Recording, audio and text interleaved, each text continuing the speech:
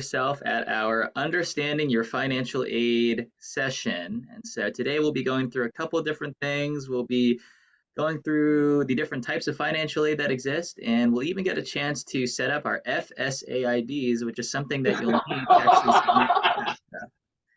And so we'll go ahead and give just a minute or two to let some people that are joining us hop in. But it looks like many of us are already here. So great job being here right at the drop.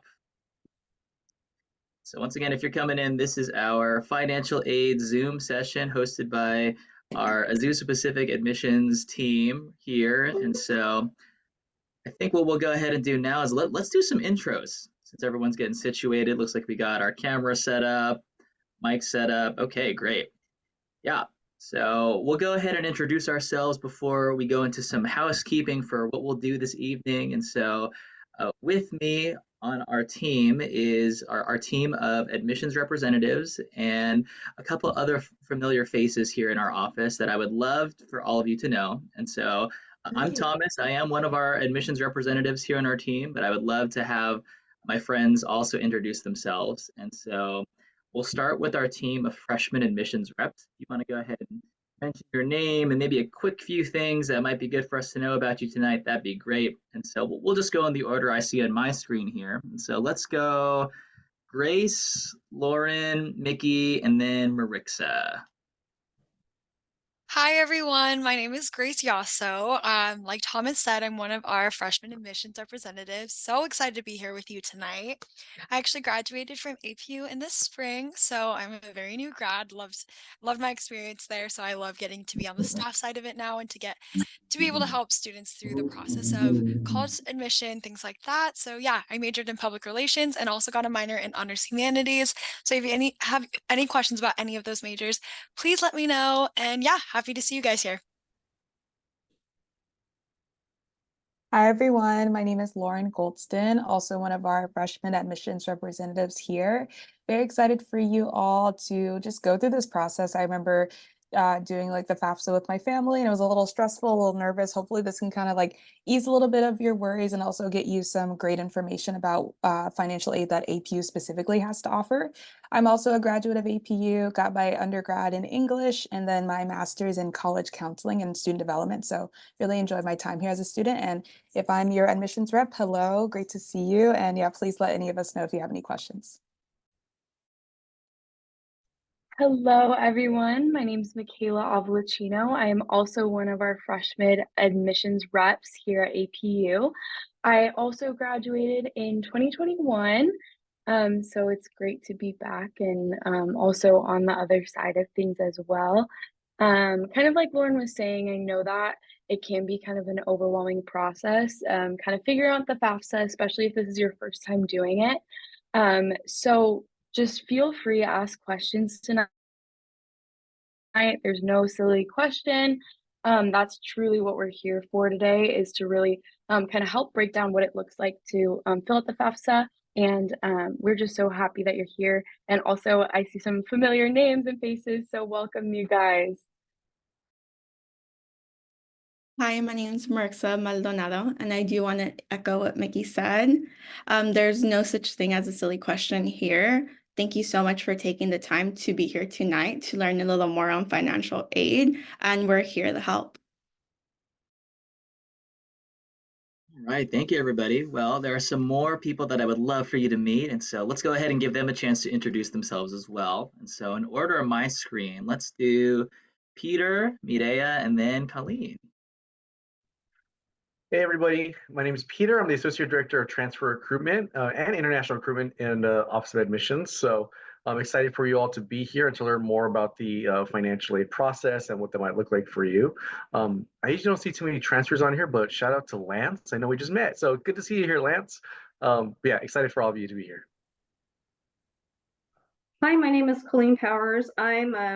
Well, what title would you give me? Because I'm a student account specialist, but I also deal with the part of the financial aid pieces as well. I did not graduate from APU, but I love working here. And I will be glad to help you with any more detailed questions you might have about financial aid. Hi, everyone. I'm Mireya Estrada, and I'm an admissions recruitment manager here at APU. I oversee our admissions assistants who support our admissions representatives. And I also oversee our Connection Center interns who connect with students who have inquired about APU. Both groups are current APU students, and I'm sure they've reached out to you regarding this event, and maybe even when you inquired about APU. And again, like everybody else, thank you so much for making the time to be here today. All right, everybody. Thank you. And so, yes, that's our team. We are very excited to be here with all of you today. We know that it's a very pivotal time in the year as financial aid is just on the horizon for us. And so we love hosting these things just to meet everyone where they're at and hopefully answer some questions that you might come in with as well tonight. And so, like I promised at the top, today's presentation is twofold. And so one part of it will be a brief presentation where we'll actually walk you through the different types of financial aid that do exist. And the other part of that is actually beginning the FAFSA application by starting what we call your FSA ID. So before we actually go ahead and begin that, we have the privilege and the honor to actually offer this presentation in Spanish as well. And so if anybody here would prefer to hear this presentation in Spanish, please go ahead and let us know. We can actually separate to a separate room where we will offer that presentation in Spanish. And Marissa, if you could give that announcement in Spanish as well, that would be awesome. Of course. El día de hoy vamos a enseñar cómo crear su credencial FSA ID y después tenemos una presentación sobre cómo pagar para la universidad. Si gustan escuchar la presentación en español, por favor usen el chat y pongan su nombre y en solo minutos van a recibir un enlace en su pantalla. Solo selecciónalo y te va a llevar al breakout room. Perfect. And then we did just get a notification that we should be able to go straight into that breakout room without needing any other permissions to go there. And so let's see, does anybody actually need to go into that room? Merx, maybe if we could have people either come on camera or even just flash a little emoji so that we know to expect them there. Oh, sorry, Tom. I asked them to write their name on the chat. Oh, you did? Oh, perfect. That's even better. Even better. Okay, let's see.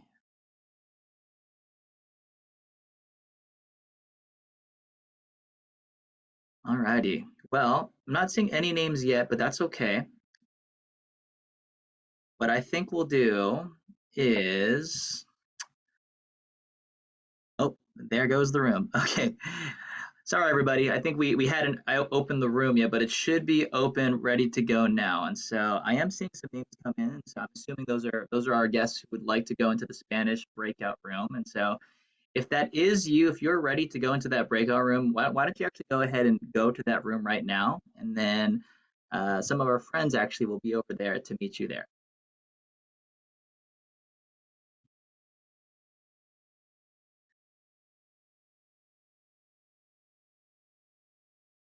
Okay, we'll give just a few seconds for everyone to get situated, to get into our Spanish-speaking breakout room.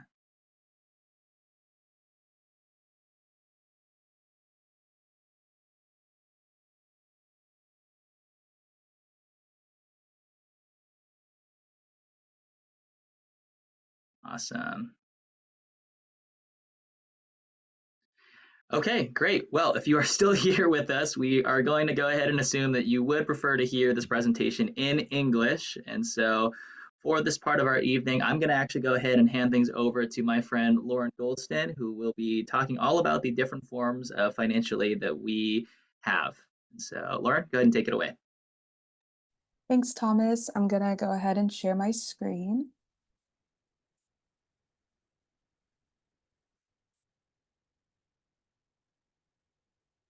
Perfect. Hello again, everyone. My name is Lauren Goldston. Like I said, I am one of our freshman admissions representatives, and today I will be walking you through our presentation that we like to call Paying for College.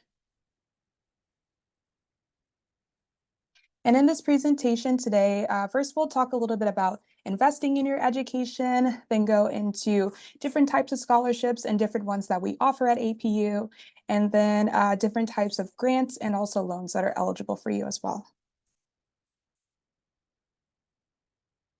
So first and foremost, investing in your education, definitely something to consider as you are doing your college searching because it plays a big factor in the type of college that you choose. So going to be going, how does investing in your education prepare yourself for your career?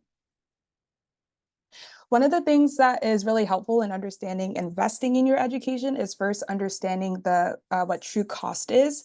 And there are a few different factors that go into true cost. One of those different things is the sticker price or the estimated cost. This is the cost of the college, which includes tuition, room and board, and other expenses, but it doesn't include any financial aid like scholarships, grants, and loans. So say if you were looking up, oh, like I want to see how much APU cost.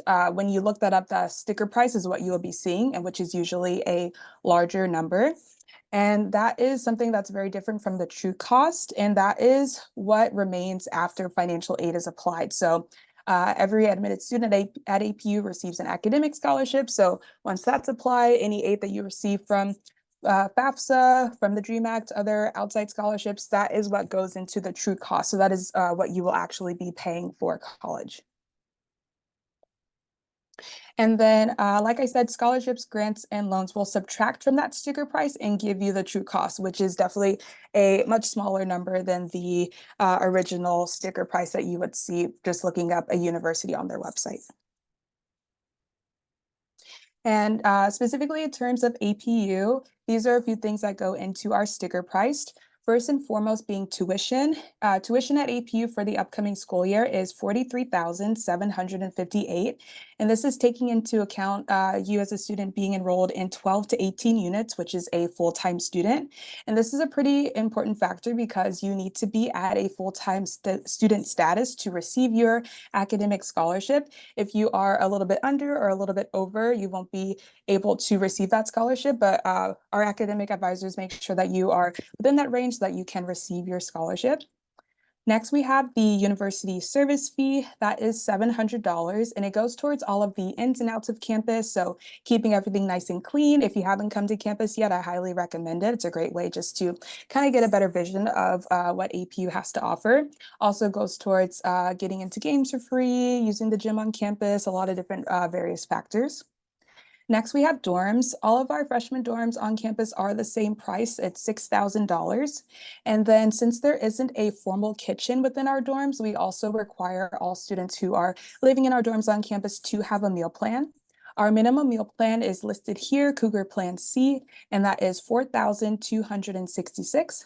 All of this combines brings us to our sticker price total of $54,724. But 100% of students are awarded some type of aid at APU. So no one is paying this full amount, but it is just mindful to have this number while you are comparing and contrasting different costs at different universities.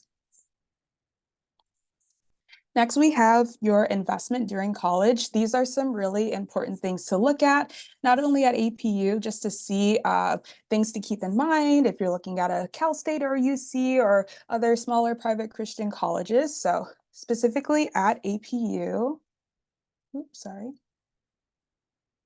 There we go.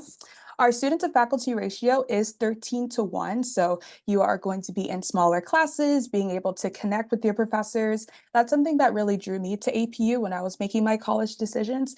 I really appreciated that professors were so very approachable and not only cared about me as a student, but also cared about me as a person, as a Christian, a lot of time for spiritual development, professional development, and they really just want to help you succeed in the best way that they can. So it's really helpful just to make those connections in your classroom. Going off of that, our average class size is about 15 students. So you're able to also make those connections with your peers as well. I've made a lot of my lifelong friends from APU, and it started just being in a class together, sharing notes, working on a class presentation together. It's really helpful just to build that bond with students who are studying the same things as you, interested in the same things as you. So two great things to keep in mind for looking at different colleges. Another important number is that we have 0 majors at APU with impacted classes. That's often a question that we get as representatives of, oh, is this major going to be impacted? Am I going to have trouble getting the classes I need, graduating on time? You will have no problem with that at APU. So that's a really great thing to keep in mind as well. We also offer a lot of different opportunities for campus employment. We have 1,200 plus different on-campus job opportunities for you as a student. You can work in our library, in our campus post office. Here in our admissions office, we have student callers like Mireya mentioned. We also have student interns who help us with campus tours, different events. So a lot of different ways to get plugged in and get paid for different jobs on campus. Another thing that students participate in are internships on campus, a really great way to get that practical development of the major that you're in and the different skills that you're learning. There are 70% of our students participate in internships, and it's very easy to get connected to those internships. So really great way as well to learn a little bit more about your major and the career path that you want to go into as well. Another thing to look at in terms of investment is employment rate and also post-baccalaureate acceptance rate. So want to make sure that after you graduate, you're able to find a job within your career or going towards your career path, or if you're looking to do any graduate or doctoral work, the acceptance rate of getting into programs like that. Another important fact from APU is that 85.5% of our graduates reported securing employment upon graduation. This is a really big deal because we want to make sure that you are getting a return on that investment, make sure that you are able to access those things after you graduate. So our graduates are off into the workforce or off getting their master's, getting their doctoral degrees to make a difference in the world. So that's pretty awesome as well. Next, I'll be going into scholarships. And if you are not familiar, scholarships are a form of financial aid that is not needed to be paid back. So free money, very awesome. There are different types of scholarships to look into. The first of those being merit scholarships. These are scholarships that are based on either GPA or test scores. Next, we have program-based scholarships. These are typically given out if you are recruited to a team, a member of a specific club, or a part of a specific major that might offer some additional scholarships.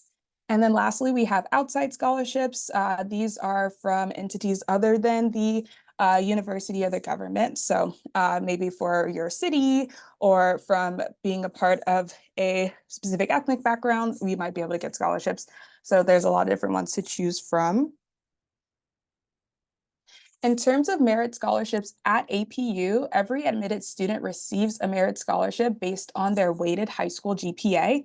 They range from $14,000 to $24,000, and they are renewable so that you'll get that scholarship for the whole 4 years that you are at APU, and they're automatically awarded. So if you have gotten your admissions decision, should have gotten a call or email from one of us letting you know that you've been admitted and the type of academic scholarship that you have been awarded. We do have a full tuition scholarship that we call our trustee scholarship. This one is application based and requirements are to have a minimum of a 3.9 weighted GPA. And with that application, you'll need 2 letters of recommendation and an essay. This is only for incoming freshmen, and for the upcoming fall 2024 school year, that deadline was November 15th, so it has passed. But if we have any potential juniors, sophomores on this call, please keep this scholarship in mind because it's a great one to apply for. And then if anyone is planning to transfer to APU at a later time, we still have scholarships available for our transfer students. They start at $18,000 and go up to $24,000, and they are renewable as well. So you'll continue to get that yearly. And they are also automatically awarded once you are admitted. And a fun fact, APU has the highest transfer scholarships compared to our Christian school competitors. So definitely something to keep in mind if you're thinking about transferring into APU at a later time. And then in terms of additional scholarships that we offer, we have athletic scholarships. We are NCAA Division II. We have 16 different teams. So if you're recruited to any of those teams, you potentially could get an athletic scholarship from one of our coaches. We also have a multi-ethnic leadership scholarship. This scholarship is for students who are passionate about learning more about what it means to serve others well and serve in different leadership positions in different cultures, different backgrounds, learning a little bit more about that. It's run through our Student Center for Reconciliation and Diversity. So if you'd like more information about that, we can send that to you. And then we also have some program-specific scholarships. So if you are interested in anything within our College of the Arts, so screenwriting, acting, producing, anything within our School of Music, composition, music business, music education, and then also accounting, there are some additional either audition or application-based scholarships you can apply for as well. And then next, I'll be going into grants. And if you're not familiar with that, grants are a form of need-based aid that are not paid back. So slightly similar to scholarships. And then you might be asking, how do I get these need-based grants? There are two different ways to access those. One is through the free application for federal student aid, better known as FAFSA, or the California Student Aid Commission, better known as CSAC. So either of those applications will get you access to different types of need-based grants. And for both of these, you'll need to apply every year. And there are some new changes, as you might know, for the 2024-2025 FAFSA. It's scheduled to open the end of December. And there was an update that just came out saying that when it's still scheduled to come out December 31st, but it's kind of a soft launch, as they mentioned. So if you are planning to fill out your FAFSA on December 31st, there might be like a waiting room that you're put in because they're limiting the amount of people who can access the application. And then also there might be a little bit slow to get things because they're also doing a little bit of live data intake to see how the new application is going. So just a heads up, if you're planning to start that application on the 31st, it might be a little bit of a slow trial run. And then yes, the FAFSA free application for federal student aid. Another important thing to note is that the FAFSA application is free. So if you're ever on a website that's asking you for any money to pay for the application, that is a scam. If you go to studentaid.gov, that'll take you directly to the FAFSA application. And then also for those of you who are trying to figure out if they would fill out the FAFSA or the CSAC, this flowchart is a really great way to check in on that to see which application would work best for you. And if you have any additional questions, you can chat us here, or if you have your admissions representative's contact information, we can help you with deciphering that as well. And then some examples of different grants. There are federal, state, and institutional grants. So for federal aid, this is any aid awarded by the federal government. An example of this is the Pell Grant. And for that one, for the last school year, you could get up to $7,395 a year. And this is through the FAFSA application. And then the next type of federal aid example is the Supplemental Educational Opportunity Grant, also known as the SEOG grant. For the past school year, you could get up to $1,500 a year for this type of grant. And also for this one, usually it's given out to students who apply within the first week or two of it opening. So be on the lookout for that one as well. And then for state aid, as the name suggests, it's any aid awarded by the state government, in this case, the state of California. And there is the Cal Grant. For the past year, students got up to $9,358 a year if they were a California resident. And then we also have the Chafee Grant. For the past school year, students got up to $5,000 a year for being a California foster youth. So some examples of state aid. And then lastly, we have institutional aid, and this refers to aid awarded by the school. So in this case, a grant awarded by APU. And so yes, we do have the APU grant. This amount varies for students because it's based on financial need and also the FAFSA. So there is a possibility of receiving that APU grant as well. And then lastly here, we have loans. Loans are borrowed money that must be paid back with interest. I know when I was doing my FAFSA and then with conversations that I've had with students now, loans are always a contentious subject because it's so scary to think about student loan debt, making repayments on that. How does that all work? So I always find that information is always the best way to kind of calm those nerves. So hopefully this will be kind of helpful in kind of explaining the different types of loans and what that looks like. So there are 3 different types of loans that you are eligible for from your FAFSA application. The first 2 are student loans, so loans directly in the student's name. And the last one, the Parent Plus, would be a loan specifically in the parent or guardian's name. So the first one here, the direct student subsidized loan. the amount that you can receive from this loan varies. Also, same for the direct student unsubsidized loan. And then also similarly, you can start making payments 6 months after either you graduate from the institution, you drop below half-time status, or you drop out of school. That is when you would need to start making payments on that loan. And then in terms of interest, this is where these two loans vary. For the direct student subsidized loan, interest is covered by the government until that 6 months after grace period. And then for the past school year, the interest rate for that loan was 5.5% fixed. So say you take out the student subsidized loan, while you're in school, you're not making payments on it. It won't be until 6 months after you graduate or drop below half-time status or drop out of the school is when you would need to start making payments on that. But for the direct student unsubsidized loan, once you decide to take out that loan, that's when the interest immediately starts to accrue. So you won't have that grace period with the unsubsidized, but with the subsidized, you will. So that's a major distinction between the subsidized and unsubsidized loan. And then for the Parent Plus loan, this is a separate application that you will do, and it's based on a credit check and also another application. And then you'll begin repayments on the Parent Plus loan when the funds are fully dispersed from that loan. And then in terms of interest, also the interest begins accruing when the funds are fully dispersed. And for the past school year, the interest rate on the Parent Plus loan was an 8.05% fixed rate. So this is a little bit more information about the different types of loans eligible for you from the federal government.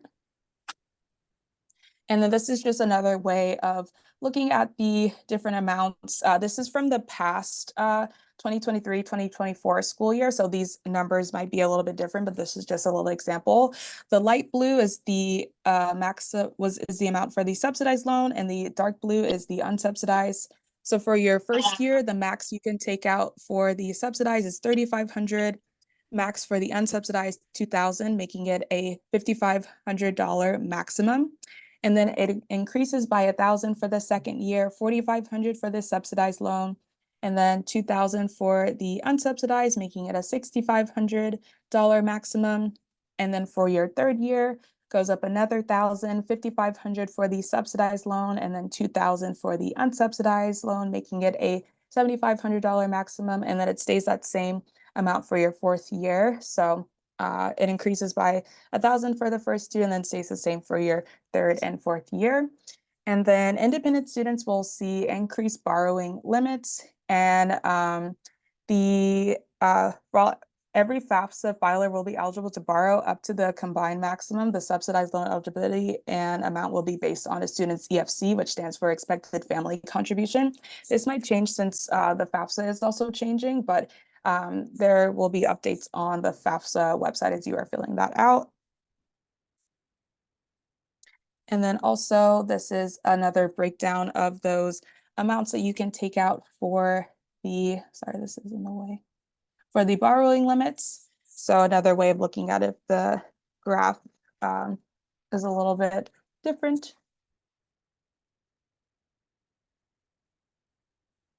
And then once you complete your FAFSA or your CSAC application, APU will receive that information, and then you can schedule a financial aid appointment with your specific admissions representative. We'll create an Excel sheet very similar to this. These are the numbers from last school year, so they're a little bit out of date, but once we get all the new information, we will update that, include all of your information from the FAFSA or the CSAC, and we will go step by step going over what specifically you will need to pay for APU, the scholarships that you're receiving, grants, loans, different things like that. So you don't have to walk through this process alone. So once that becomes available, we will start reaching out to let you know about making those appointments either in person, over the phone, over Zoom, whichever works best for you and your family. And that is everything that I have. If you have your specific admissions rep's contact information and need some more help or clarification, please feel free to reach out to them. But if you do not, this is the email and phone number for our front desk for the Office of Undergraduate Admissions, and they will be able to direct you to your rep that way as well. Thank you all so much for your time. And now we'll be moving over into the next portion of our event is where you will be creating your FSA ID.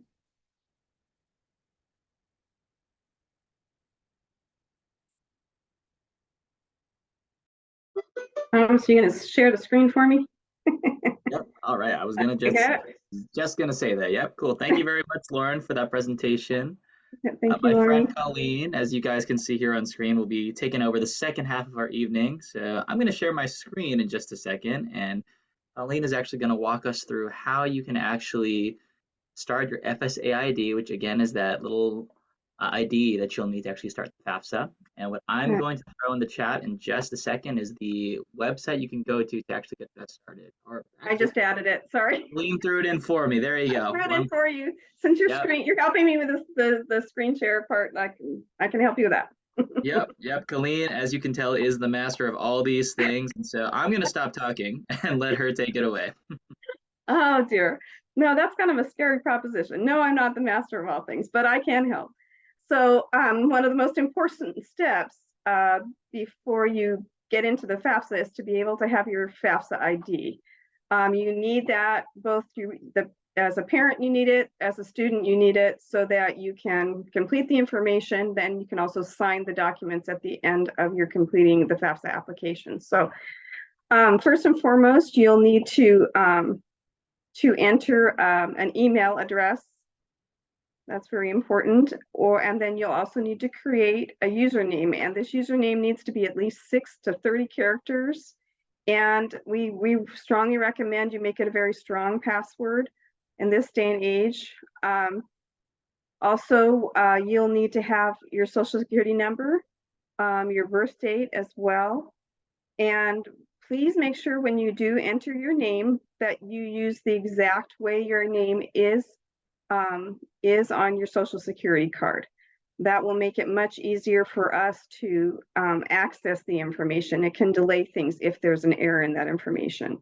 So also you will need to create challenge questions and answers so that you can protect your privacy as well. We recommend making those very specific to yourselves.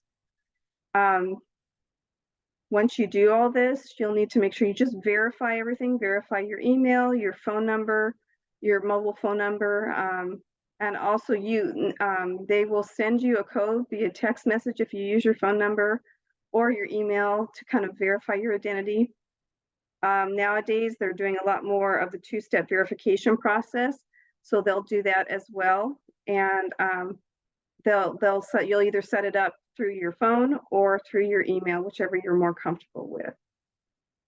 We really recommend keeping track of all these important numbers, passwords, those things in a safe and secure place, because it delays things when you have to go and get a new password. So we do strongly recommend that you keep them safe and keep them in a place that you remember to access them. So I know I went through that pretty quickly, but if you would like to go ahead and use that link that we provided in the chat to go ahead and start the process, you can do that. If you run into any difficulties, I'm here and I'd be happy to answer any questions.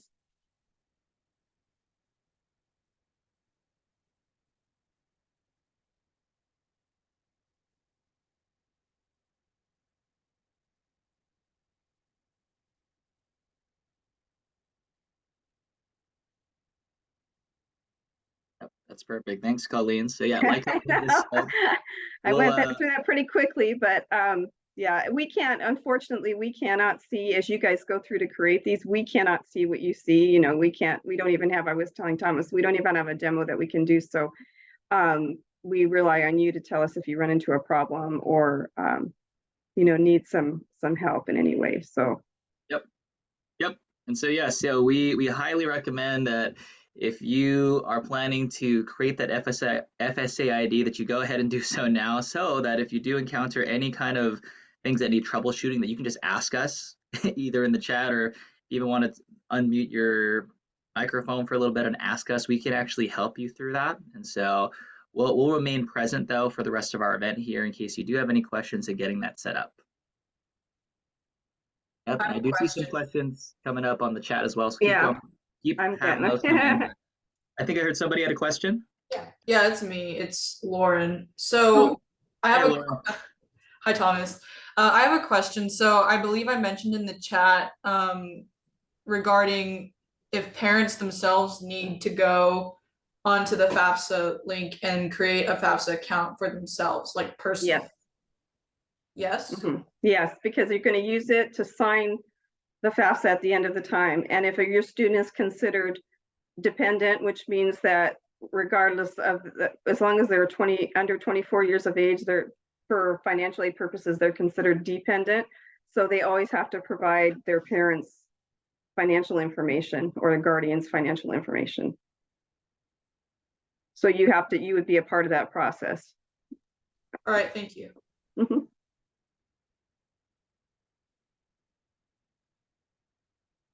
Any other questions? Yes, I have a question. So I actually attempted to go to the FAFSA website and try to launch the FAFSA form for 2024 and 2025. It says it's available December 2023, but there's no form available. Yeah, it's not until the very end of December. Okay. Yeah, they're revamping it, so there's a huge overhaul going on. So it's late in getting out, and also we will not be able to actually see the FAFSAs until at least the end of January, beginning of February. So just so you know, all the schools in the country are experiencing the same delay. They decided this year that they wanted to rewrite it. So this is the upshot of that. So be patient with us. That is going to delay some of the questions you may have regarding aid. We can, like Thomas said, they have wonderful estimators that they use to help when they kind of know your general situation. But as far as specifics, we're not going to be able to have specifics until the beginning of February. So.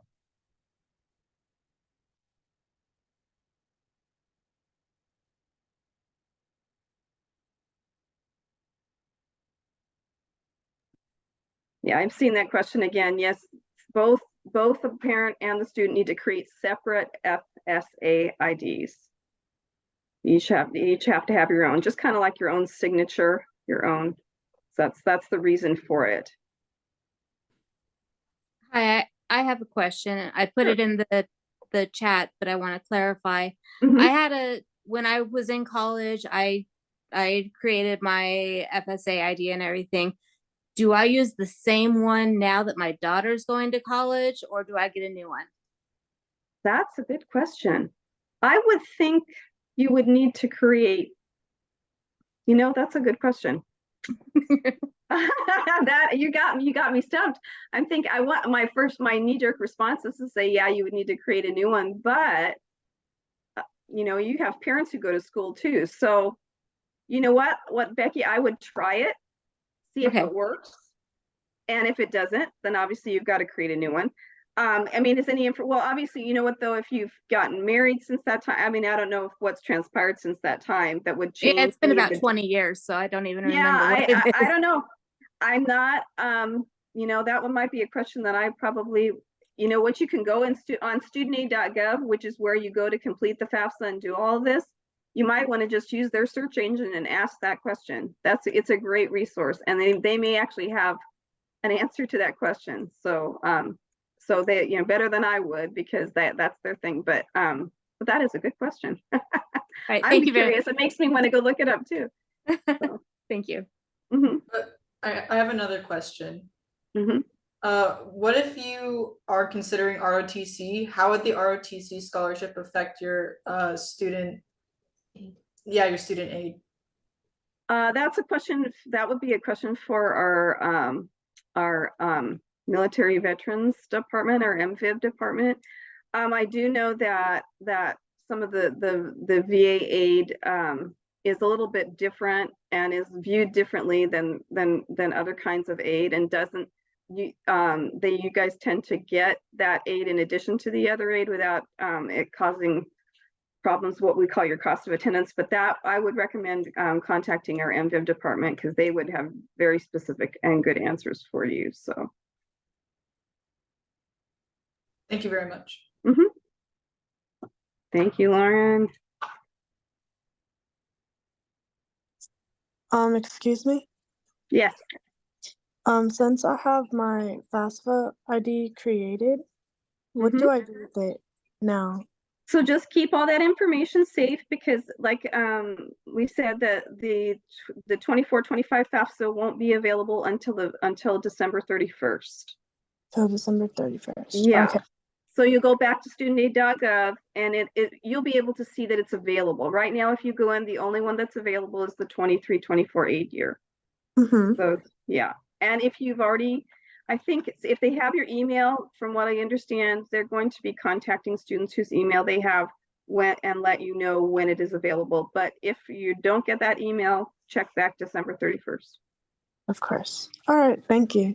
You're welcome.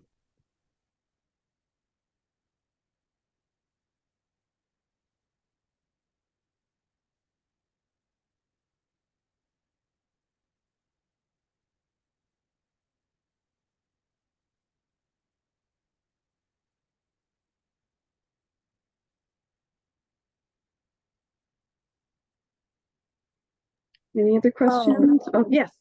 And one other thing, my grandma's my guardian, so right now she's creating the FAFSA account. How would we like combine our accounts? Like, well, you're not going to combine them. You're going to create your own. She'll create one if she's your legal guardian. You're not just living with her. Okay. If she's your legal guardian, then she would create her own and you would create a separate one. Okay. But what does she do with hers? She keeps the information safe and holds on to it until you guys start the application process at the end of December. Okay. Yeah. All right. Thank you. You're welcome.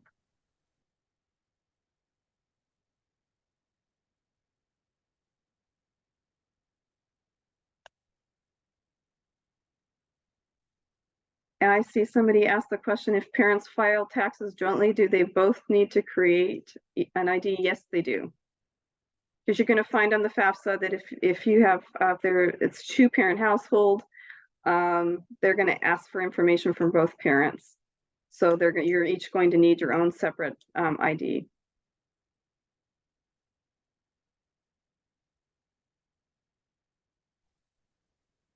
Hi, can you repeat what you just said? If parents file jointly, is that what you said? It doesn't, someone asked that question. It doesn't matter if they filed taxes jointly, they still have to create a separate ID from each other for the purpose of completing the FAFSA. So mom and dad and student. Mom and dad, right? Because there'll be if there's a 2-parent household, both parents' incomes will be considered. So they'll want signatures from both parents. Okay, because in the chat there was several different answers. So there was. Yeah. Because I'm having so to me it's easier. Maybe just to have people ask the questions instead of chatting them. Let's see.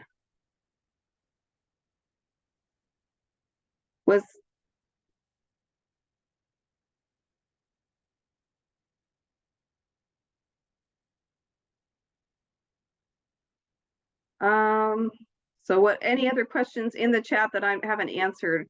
Probably be easier if you can just verbalize them for me, that would help.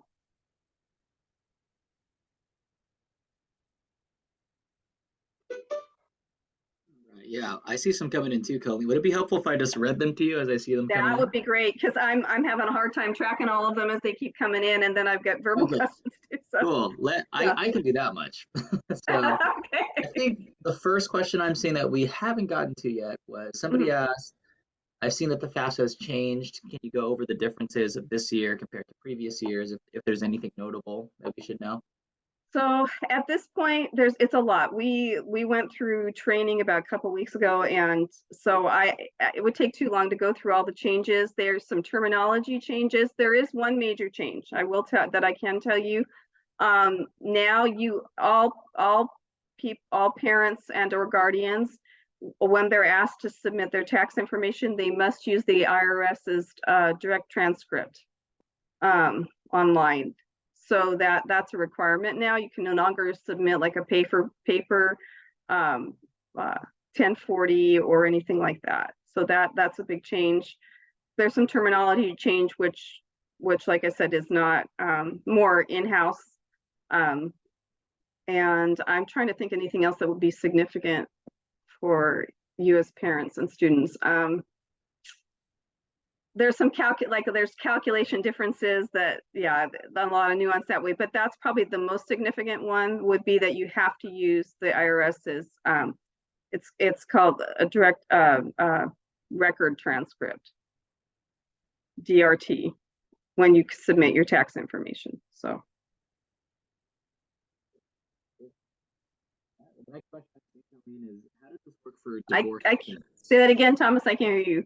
Oh, how does this work for divorced parents? So if parents are divorced, but they're still their income's still considered, unless there's some extenuating circumstances, and that there's a lot of nuance to that. But generally, if there are two parents and they're divorced, both of their incomes are still considered. So they may both have to create an ID and participate in completing the FAFSA. All right, cool. Next question I'm seeing is, do parents have to use the same link as students to create their ID? I believe the answer is yes, right? Yes, yeah. Okay, cool. It's a pretty simple one. Yeah. Next question is, do parents have to create an account for each student? I'm assuming maybe this is a parent with multiple children applying. So for your own, you create your own ID and you use it for all of whatever students you have. Your students, each of your individual students will create their own, but it's kind of like your signature. Once you create it, you know, I don't know, I'm trying to think of a good illustration. And, you know, an e-signature, once you create it, you can use it multiple places. So you can use it for multiple students, your own IDs. So as a parent. Cool. Hope that answers the question. If that doesn't quite get to the heart of what you were asking, feel free to type us another comment and we can ask that as well. In the meantime, everyone, we do have about 13 minutes until we'll go ahead and wrap things up. So if you do have some more questions as you're coming around, we can go ahead and take a few more of those. So I already see some coming in, so great job. Keep that up. But we'll go ahead and proceed to our next question for you, Colleen. So, okay. This one says, we've heard that the new FAFSA will not take into account multiple children who are in college. So does this mean that we will end up with a higher family contribution than previously? Good question. I do not know the ramifications of that one yet. So sorry, I wish I had more information. Some of this we will get, you know, as it becomes available. Yeah, I know that that's true, but I don't know if it affects yeah, the expected family, and it's not going to be called the expected family contribution, just so you know. That's that terminology is changing. So its new acronym is SAI, which I'm trying to remember what it stands for. That's bad, but that it's the instead of EFC, it's SAI. So and yeah, I do not know how it will affect that yet. Gotcha. All right, I see some more coming in. So I think this is a follow-up question for something we just talked about, but the question is, for divorced parents where one parent provides more support and the student lives mostly with them, would the other parent still need to provide their income? Yeah, they do. Yeah. Gotcha. Okay, we'll keep going. Let's see, another one here. For the scholarships that are awarded by GPA from APU, so merit-based scholarships, right, go automatically to my tuition because the scholarship will help pay a lot for school as a student. I mean, I can already answer that first part. Yeah, you can. You know better. You know the scholarships better than I do, Thomas. Yeah. As I'm reading this, yeah. Why don't I just answer that, since I'm realizing I actually do know this one. So yeah, the question is, will tuition-based or will merit-based scholarships go straight towards tuition? And the answer is yes, right? You earn that right out of the gate for getting admitted here to APU. And so that actually is a completely separate process from everything we've spoken about today. And so the FAFSA dictates what types of need-based financial aid that you might get. So like Lauren was saying earlier, any types of loans, grants, or any other kinds of scholarship, or not scholarship, or loans and grants is what it is, right? Any kinds of loans and grants is what the FAFSA will dictate. But your merit-based scholarships, that is based off of something that you've earned, right? And so the second part of that question was, if my GPA goes up, can I get a higher scholarship? The answer is yes, actually, you can. And so if you show an improvement in your grades enough to the point where you do actually break into the next scholarship bracket that we have here, you will get a very fun phone call from one of us letting you know exactly what happened. And so, yes, the short answer to that is yes. So it does provide some sort of incentive to keep invested in your current studies right before you do actually make your way over to APU. Okay, let's see here.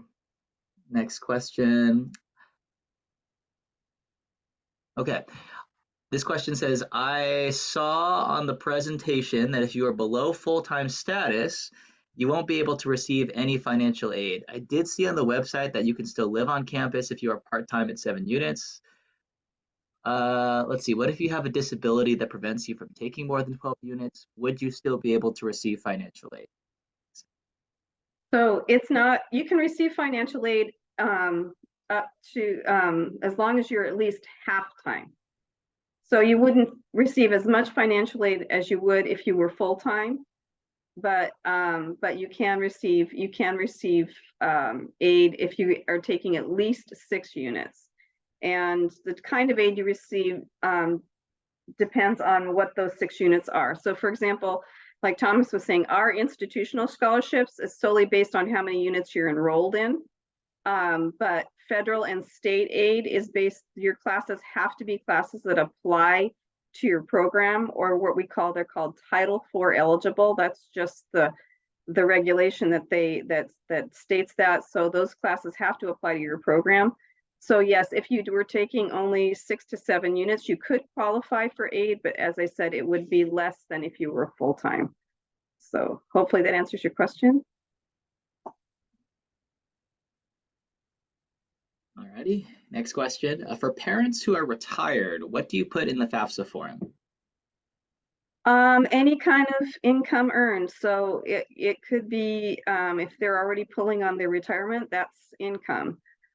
There's a lot of there's a section that talks about that. If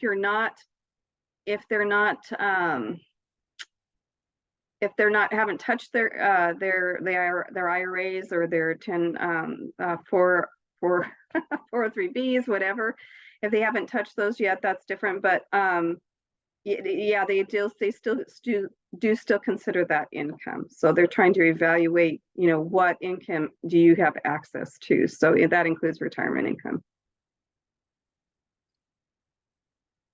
Okay, we still have some more questions coming in. Great job with these questions, everybody. Yeah. Okay, well, we'll keep going. And so let's see. Next question. Are step parents' income also considered? There's a little bit of context here. I asked because I'm a stay-at-home mom and my husband is the income earner. My son lives mostly with his dad, so I'm trying to understand if I'm supposed to report my income, even though my son lives mostly with his dad. Then do I provide my husband's income? And she says, sorry if this is confusing. It is confusing. So that is a good question. I'm trying to think. I would assume, because usually it's biological parents if they are in any form or shape in providing support. But yeah, this is a question for our financial aid team. This is like a doozy. This is one where I would be chatting them right now going, what do we do with this situation? So is it Maria who asked the question? I can see, looks like. Yes, that's correct. If you have, that might be something you can stop by our office and ask, or you can reach out to ssc@apu.edu and ask that question. And I can reach out to our financial aid team and get a more specific answer, because that is a very specific question and I want to make sure I get you the correct answer. So hopefully that will help you.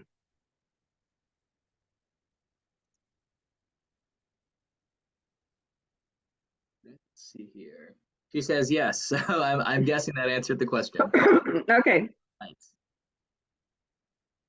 Yep, cool. And then I see our admissions account went ahead and put our student support center's email address, our student service center email address into the chat there. So yeah, that little email address you're seeing, ssc@apu.edu, that's a great resource.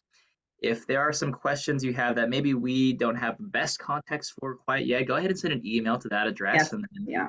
one of our friends over at the Student Services Center can certainly answer maybe some of those more specific Yes, questions we'd for be you. happy to do that. Yeah. Yep. So that's what we have it there for. Okay, I think some people are looking at the form, Colleen, and they're saying that Okay. uh, they said that only one parent needs to sign. So I think we're a little confused if it really is just Okay. one parent or if both parents need to sign to make the FAFSA available. You know, that may be true. I'm just thinking both incomes are there. That might be my bad. Sorry about that. Yeah. Is there Yeah, I'm any sorry. piece of clarity we should get on that? Yeah, let me double check something real quick.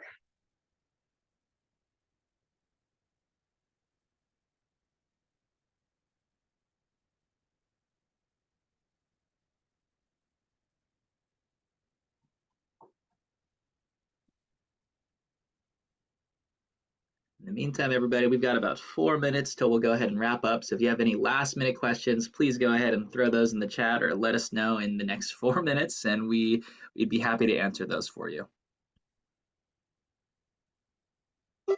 Okay, yeah, that's correct. I'm sorry about that. I misspoke. It should be one parent. I was thinking two incomes, but it's one, you're correct, one parent. And I should remember that because I did do that 15 years ago with my sons. So I apologize. Okay, that's okay. Looks like we have a couple more last minute questions coming in. And so next one I see is, does the new application changes require that I make a new FAFSA account? I've already filled out the FAFSA before. No, you won't. In fact, if you have completed the FAFSA before, they'll have your contact information and they will reach out to you once that FAFSA is available. Awesome. All right, I'm seeing another question here that I think maybe hello. Oh. Yeah, sorry, I have a question about the trustees event and how they announced the finalists. Okay, yeah. What was your question? So how does that, I was wondering how it works. Like if you already, I guess, got one of their scholarships, are you still qualified to get the trustees, or is it just one person or a group of people gets the trustees and then the rest get the other scholarships? Yes, that's how it'll work. And so right now, if you've been admitted to APU, you already have some form of academic scholarship. In fact, I saw another question that I was just about to answer. This is perfect, actually, that asks when those will be awarded and if we have to wait until after the FAFSA has been completed to get those. The answer is no. And so as long as you've been admitted, you already actually have that money ready to go, and it will be automatically put into your student account should you choose to come here. And so with respect to the trustee scholarship, the way that works is right now we have all those applications in review, and we are finalizing which of our students that have applied will get to come for our trustees event in February. And so it's at that final event that if you're chosen, you'll actually get to come here to our campus and participate in some final interviews. And those interviews will be actually what we use to determine which students ultimately end up getting the trustee scholarship. Every year we award 7 scholarships. And so, of course, if you are awarded a trustee scholarship, that will trump your existing scholarship because it is more, right? And so you'll end up getting that instead of the academic scholarship you have now. Oh, okay, thank you. That clears up a lot for me. Okay, perfect.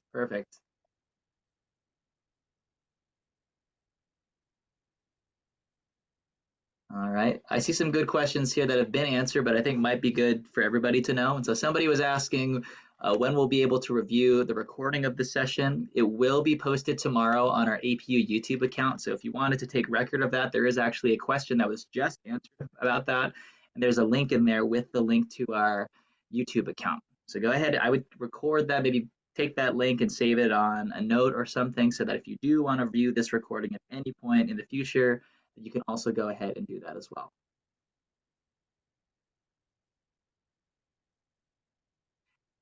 Okay. All right, actually, I see some, let's see here. Okay, Well, we are coming to a close. I see two quick questions that I think I can answer, and then we'll go ahead and close out. And so as I do this, though, you'll see in the chat there that there is one other email address that you'll see. That is our admissions@apu.edu account. And so if you have any admissions related questions, whether it's your admission status, your merit-based scholarship, or any of those questions that we can answer for you, go ahead and send us an email at that email address. Again, that's admissions@apu.edu. But of course, if you're already in touch with one of us, one of our admissions reps, certainly feel free to reach out directly to your specific admissions rep as well. So as we conclude, I'll just go ahead and quickly answer these last two questions I see here. The first one is, when do we know if we get chosen? I'm assuming that's in respect to the trustees scholarship. And so to answer that, we will be announcing our finalists sometime in January, or at the latest early February is when those will be coming out. And our final question of the night is asking, how do we know what level of our academic scholarship somebody is getting? If you have been admitted, or if you are a student that has been admitted here, you will already have one. And if you haven't been notified of what that is yet, feel free to reach out to your specific admissions representative, and we can actually tell you which of those scholarships that you are receiving here on our campus. Alrighty, and with that, I think we'll go ahead and conclude things for the evening. Thank you so much, everyone, for joining us for our event. Colleen, thank you for being here, just answering all of these questions for all of our guests tonight. And so, You're welcome. yes, and so again, we will have a recording of the session available on our YouTube page, available tomorrow. So please go ahead and make sure you take that link before we sign off tonight. And if you do have any other questions afterwards, feel free to let our UG admissions email address know, or one of us if you've already been in touch with us as well. All right, well, with that, we'll go ahead and conclude. Everybody, thank you again. Have a Merry Christmas, and we look forward to working more with you in the near future.